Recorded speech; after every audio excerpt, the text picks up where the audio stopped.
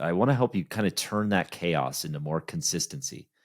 And when you can do that, um, you can actually start to find that you make progress on your goals steadily and build that muscle of achievement. Hello, everyone, and welcome to the Flow Over Fear podcast, where it is our mission to help you to rise above fear and realize your ultimate potential in leadership and life. I'm your host, Adam Hill, and it is my goal to share with you the human side of high performance. My guests share their experience with fear, anxiety, struggle, challenge, and, most importantly, despite all of it, how they rose above it to achieve incredible results. So, if you're ready to rise up, let's get started. Hello, friends. Welcome to Flow Over Fear. And today I want to share with you 3 ways in which you can organize your life for flow. And these are some really, really powerful tools that I've used in my life to help me get more organized and just do more. And a lot of times, I'll be honest, I do too much. I do way, way, way too much. And it gets overwhelming. And I have to take a step back. So I want to first caution you on this, that this is not a way for you just to fit in everything possible that you possibly can so that you could just do all the things. It's to really focus on what's important to you.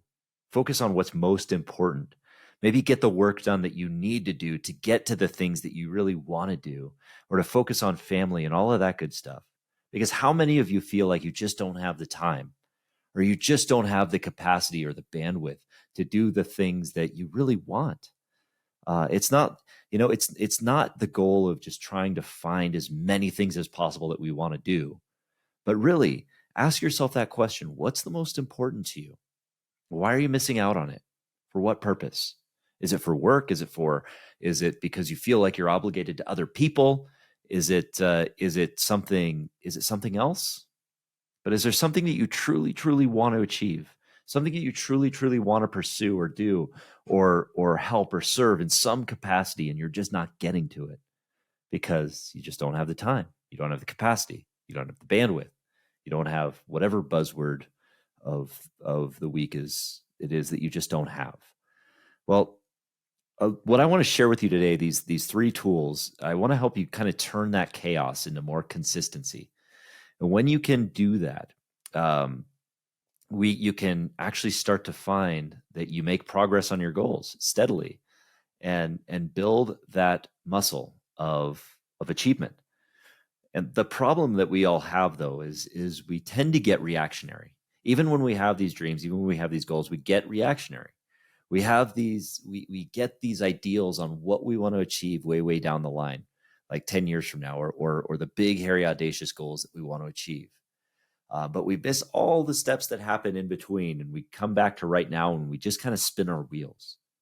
And without the proper planning that we need to get to that place that we want to get to, whether it be like, that having the family life that you want to have, having the business that you want to have, having the fitness or whatever it might be that you want to have, without the discipline, without the proper planning, we find ourselves at the mercy of the day-to-day, of what hits us on any given day. Kid calls out sick, or your car breaks down, or you run into traffic, or something happens that hits you in the day and you just don't get it, and your goals don't ever get achieved because you're at the mercy of today. And the result that we find is that we get frustrated because we don't make progress on our dreams. We don't feel like where we're at. We feel like we're stuck. We feel like we get burned out, or we miss out on the life that we want. And that's not a way to live. That's not the way we want to live. So again, I want to share with you the right set of tools, just these 3 simple tools that you can create in your own life. And so that you don't have to be at the mercy of life, but you can instead live it. And that's the important thing. So the 3 things that I want to share with you today. The first thing that I want to share that will help you organize for greater flow is to create what I call a prioritization funnel.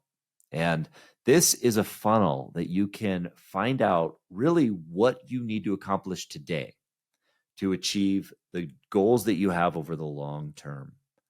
Now, again, as I said in the introduction, When we have a big, hairy, audacious goal or a dream or whatever you want to call it, I call it a 3 C's dream. I used to call it a BBC dream, but I like 3 C's better because it's you're convicted about it, you have the courage to pursue it, and you're clear about it. So if you have that dream, you have that dream at the very, very top of your funnel.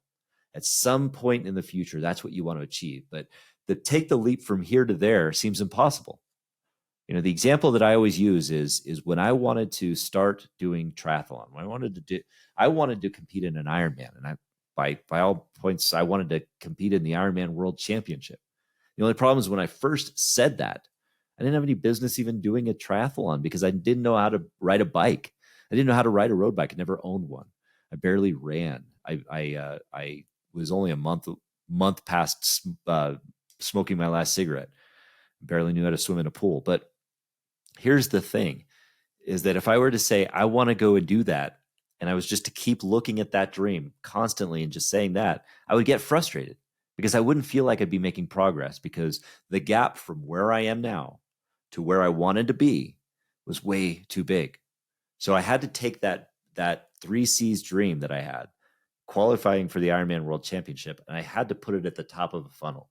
And I had to let it work its way down through that funnel to the very next step, which is that next step that you want to find within that prioritization funnel, right below that 3 C's dream, is what is your vision for the next 3 to 5 years or so? Like in 3 to 5 years, what do you picture you'll be at? Maybe it'll be achieving that dream and maybe something bigger. If you've already achieved that by 3 years, maybe that dream isn't big enough. You got to look bigger. But really, you can get a little bit more specific. The farther down in this funnel you go, the more specific and clear you get. Now, don't get me wrong. That's 3 C's dream. I mean, the third C in there is clear. You want to make sure that it's clear. You want to make sure you know what success looks like. But the more you go down, the more specific you get. And so as you go down, that 3 to 5 year vision, so to speak, will be outlining like, how are you going to feel?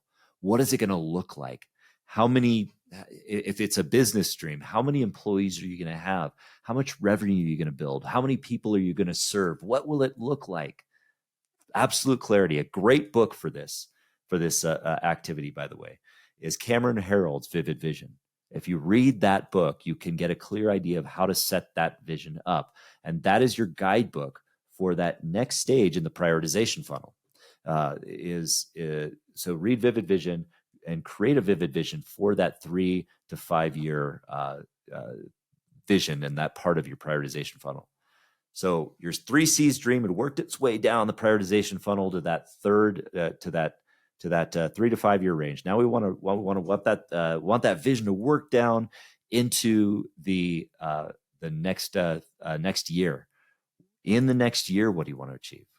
Now, this is where you want to start getting to planning out with great specificity of what you want to achieve by the end of the year. And this is where Gates' Law comes in. I know I talked about that in last week's episode, where you tend to overestimate what you can achieve in 1 year, but you underestimate what you can achieve in 10 years. So really, really be diligent about that. Really think down to what is that next, what is it that I can achieve this year that I want to achieve that will get me closer to that 10-year target, to that 10-year goal. And so looking at that, you want to identify it really, what is that, what are some big goals that you can achieve this year? And so look at that and discover what that might be. The next step, as you work that down through the funnel, the next phase was you're starting to get narrower and narrower and more specific on that funnel, is really the quarterly stuff. And in EOS, they call these rocks. And this is where you want to read a book like Traction, because Traction will help you identify what a 90-day rock looks like. But a lot of times these rocks or 90-day goals are going to be very smart. They're specific, they're measurable, they're achievable, they're attainable, and they're time-based, irrelevant, and they're time-based. I know how to spell. Every time I talk about SMART goals, I can't spell the dang word. But anyway, my apologies. They're specific, they're measurable, they're achievable, they're relevant, and they're time-bound. All right. So that's what you want to make sure these 90-day rocks are, and that you can achieve them within 90 days. The reason that they're 90-day rocks is because our attention spans tend to only last about 90 days.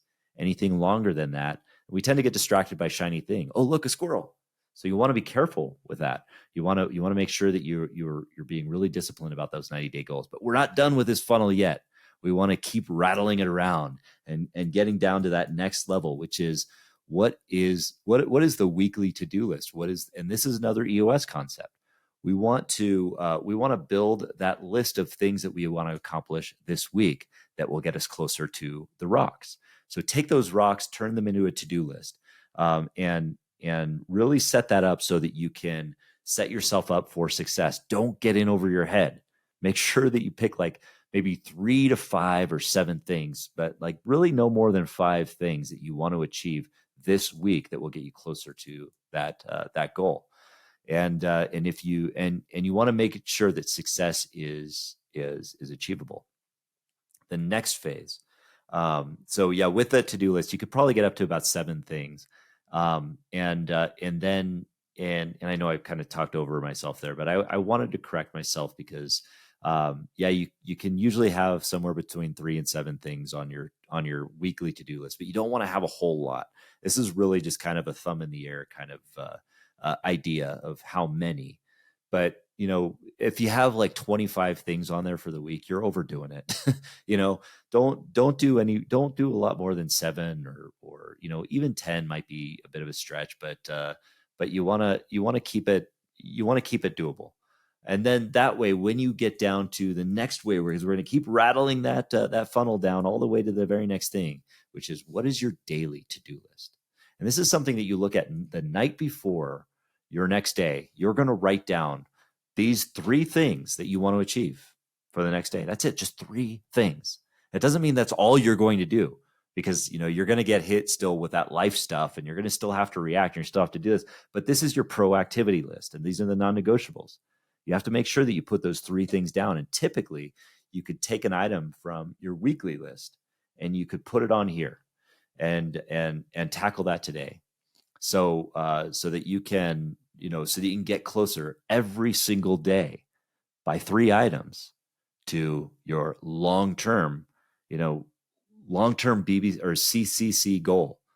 3 C's goal. You want to take whatever it is today that is going to be one step closer to your long-term goal. That's how you make progress. That's the prioritization funnel. And that's a way to achieve flow, because you're building a roadmap to your overall long-term success. And you're breaking it down to the very, very next to-do list for today. Now, I know that was a long one for number 1, but I wanted to give you a lot of that information because I think that's such a powerful tool and such a powerful way of doing it. If you could plan out your day and get it down to the point where I know these are the 3 things that I'm going to do today that are going to get me closer to the goal. Hell, even if you just make it 1 thing per day, that's fine, because that's still going to be making progress. So the next thing I want to talk about that will better help you get your life organized for flow is something I hear people complain about a lot. What is it? You can say it with me. I don't have time. Now, I talked about this in a previous episode of 3 things, but I want to talk with you. I just want to share briefly about how to master your time. And if you want to go deeper in depth on that, please listen to my episode of how to master your time, that 3 things episode. It goes back a bit, but it's very valuable. But just for the sake of time here, I want to talk about time. I want to share with you the elements of how to create an abundance of time. And the first thing is just understanding that time is a product of energy, efficiency, and emotion.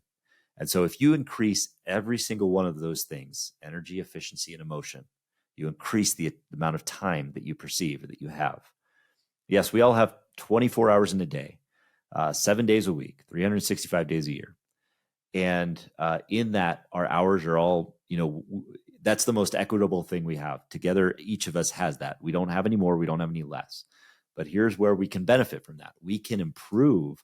Each of us has an unlimited capacity to create energy or efficiency and basically align our emotions in the right way. So to improve your energy, doing things like aerobic exercise, to increase your energy. Not working out too hard, but doing some easy aerobic exercise and getting outside is a way to improve your energy. Doing things like eating a healthy nutrition, or or or doing the morning method kind of stuff, like breathing exercises. Those kinds of things increase your energy. Sometimes those are an investment of time. And this is the important thing. I compare it to finance because it's an investment of time and it's a budgeting of time. So the investment of time comes with energy because you have to invest your time in giving yourself energy. You have to invest the time in doing a morning method to give yourself energy. You have to invest your time in aerobic exercise to give yourself energy. But that energy, it compounds on itself when you invest time the right way.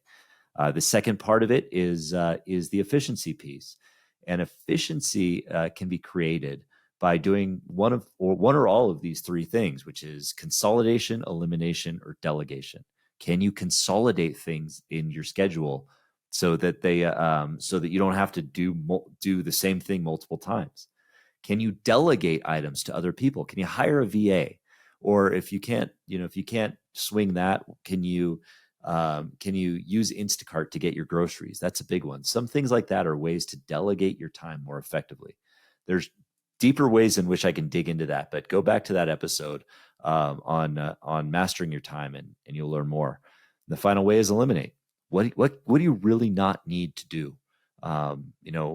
People pick on Netflix, but I actually like Netflix because it gives you a chance to relax and unwind at the end of the night. Don't take out the time to sleep or rest or recover, because that's part of building energy. That's the investment of time piece. So be careful with this. This is where you budget your time. You want to make sure that whatever you're doing is just intentional, that you're being intentional about it. Social media is a big one. Where are you just consuming stuff because you're bored or you feel like you're having a break? Well, be intentional about it, or don't do it at all, and you'll find that you have more time. And then finally is the emotion piece. Is if you think about where your energy or where you feel like you're lacking of time. Are you in a better mood or are you in a worse mood? I guarantee that if you are putting yourself in a positive attitude, you're able to be more productive. You're able to do more. So focus on looking at trying to be more positive. I know that's easier said than done. It's easier for life get in the way, but there's a lot of nuance to that. But those are really the three elements that help you to master your time. And then finally, the third thing that can help you organize your life for flow is to implement daily systems in your life. And this bleeds off of the prioritization funnel, because once you rattle that funnel down to that daily to-do list, this is where systems come into play. You can actually systematize that funnel by putting your long-term goal into a worksheet and making sure that you're tracking all of your incremental targets and that you're logging your to-do list. And this is a very, very there's so many different ways to organize your life. There's so many different ways. There's Notion, there's Todoist, there's Trello, there's all sorts of like computer system. But not only that, there's paper. If you use paper better, know what works best for you and use one. I see so often that many people unless there's an overlap where you can have complementary systems, meaning there's some kind of integrations or something like that. But the important thing is to keep it simple. And many times people overcomplicate it by incorporating too many systems into their world, which creates way too much complexity, which has the opposite effect. It creates more anxiety, more fear, more of everything, more overwhelm. What we want to do is simplify it. If you can use one tool to keep yourself organized so that you can go down each day and know, this is what I need to achieve. This is what I need to do. This is my scorecard. This is what I want to achieve. Implement that system. Make it simple. Notion is a tool that I've started using recently. And it is a great resource because it's very versatile. You can create multiple templates on this thing, and it's a single source place where you can have everything. Before using it, I had like 34 tabs open on my browser at a time, and it drove me nuts. I just was not organized. It it drove me bananas. I had so many different places that I was taking notes. I had all of this different stuff, but I found that Notion kind of satisfies all of it. And I can have it on a quick desktop browser. And by the way, I'm not getting paid by Notion or anything like that. So this is not a paid advertisement. This is just, the fact that I happen to use it. There's other systems as well. But if you can learn to use those kinds of tools effectively, find out what works for you. My simple suggestion is first is to start with paper or a Google Doc or something like that, and then start by building out your prioritization funnel, and then narrow it down to those daily and weekly to-do lists.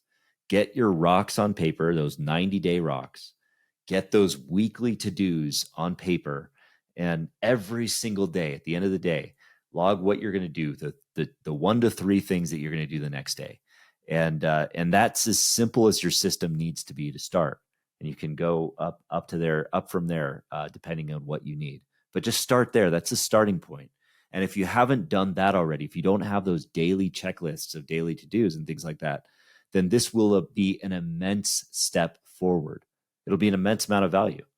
So I hope that's able to add value to you today, because if you're consistent with creating a prioritization funnel, with learning the tools of mastering your time and investing your time wisely to create energy, building efficiencies in there, and implementing the daily systems to keep track of your progress, you are going to you're going to steadily and consistently improve and progress toward those longer term goals. And before you know it, you'll be crossing the finish line to your big dream.